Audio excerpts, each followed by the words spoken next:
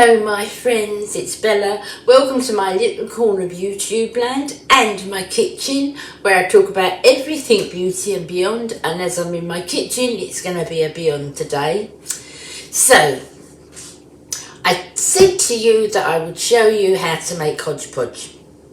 It's really just carrying on from last week, where I'm just sort of going back to how things were in the East End when I was a little girl. A very little girl.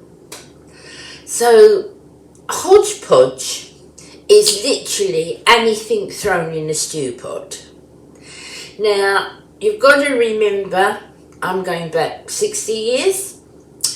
So the things that you would put in, I regularly make stews and casseroles. It's one of the main things we have in soups. I make those a lot. But there's things that I would add that I haven't got today, because I'm doing the recipe that my mum and my grandma would have done, and that doesn't include things like courgettes, it doesn't okra, or lots of things that are just weren't available then, weren't heard of then, only in the sort of upper class supermarkets, maybe in Harrods Food Lounge or something, but it wasn't known in the East End of London. Nobody bought those sort of foods, so I'm doing it today the basic way that I would have done, that my mum would have done it, and using the sort of foods my mum would have used. Now, as far as meat goes, it wasn't an everyday thing. It was if you normally with a stew like this, or a soup like this, or a hodgepodge, but if you asked anybody under the age of 40 what hodgepodge is, nobody will know, because I'm going back so many years. With a basic thing like this, you would have used either a knuckle joint, a bacon knuckle joint. I don't even know if you can buy those now. I've never seen them in the supermarkets. But this is when you used to shop, and there would be the butchers and the greengrocers and the bakers, and you bought everything from the individual shops. Well, now it's all, I've been to individual shops for years. Everything comes from a supermarket. So when you had the butchers, they're still about, but I think the majority of people will go to a supermarket.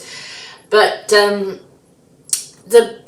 bacon knuckles you could buy, and you'd boil them up and take the meat off them and use that meat for the stew, and they were lovely. It was very tasty. So the main source of meat, I would have said, certainly when I was small, was corned beef. Corned beef was something that became, quite available, and a lot of people used, and it was also cheaper than buying the sort of beef and things like that.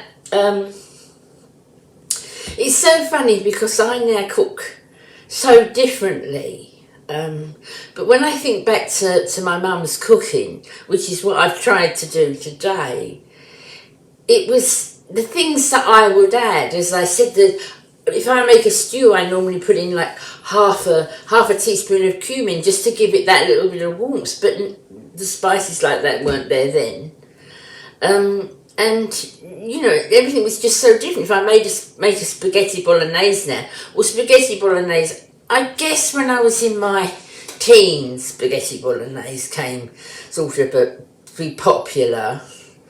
Not everyone was cooking it, but it started to sort of come into our menus in here in the East End.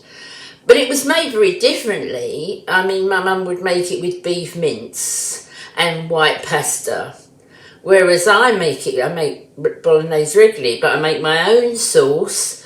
I use corn mince, and I use wholemeal pasta. So the things that you think of now just weren't thought of or known about. So what I want to do first is I want to show you the things that I'm going to put into this stew. Now, I prepare everything beforehand. I do that with anything. My Baz has kindly prepared these vegetables with these for me, because I can't chop like things like turnips and parsnips, and I haven't got parsnips here, but turnips and swede, and I find it really hard to cut that now. So he prepares the vegetables for me, but I'll cook it all up, and that's the usual routine in our house. So I'll show you first the things that I'm going to put in it. So I need a large stock pan like that. Then we come round here to the vegetables. That is swede.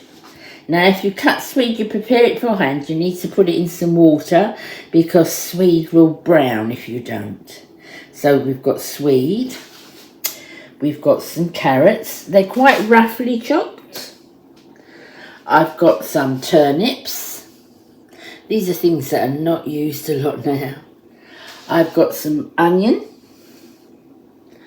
I've got leeks. I've got potatoes covered in water again so they don't brown. And that's diced corned beef.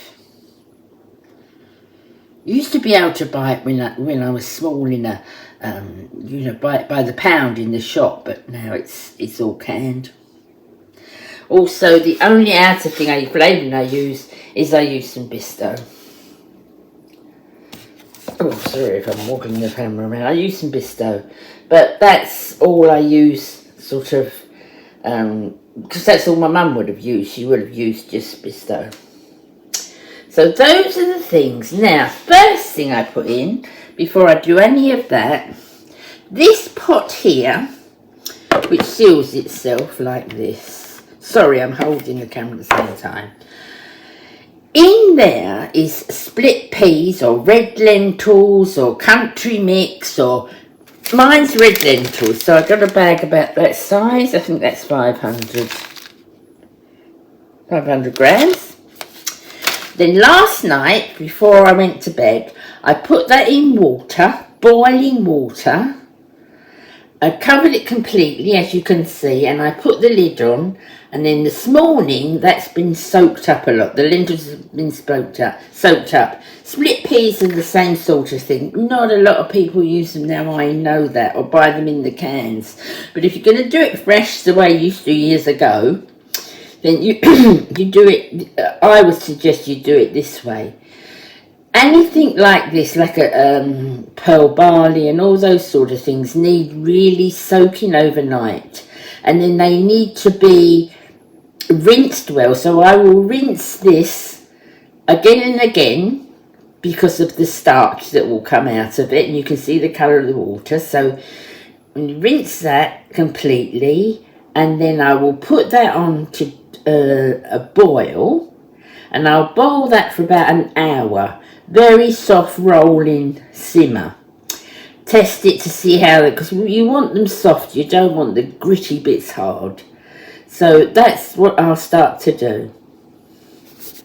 Okay, so when you've rinsed your lentils, really rinse them. I use about that many. So out of 500 grams, I've used about half. The other half I put in a container like this and I'll freeze.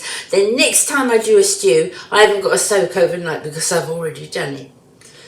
So that is about 200 grams, I guess, when the dried weight. Now this I'm going to put in my stock pot and I'm going to boil that up for about an hour. Okay, so my stock pot has the red lentils in it. Covered them with water, and I'm going to simmer those, as I said, for about an hour.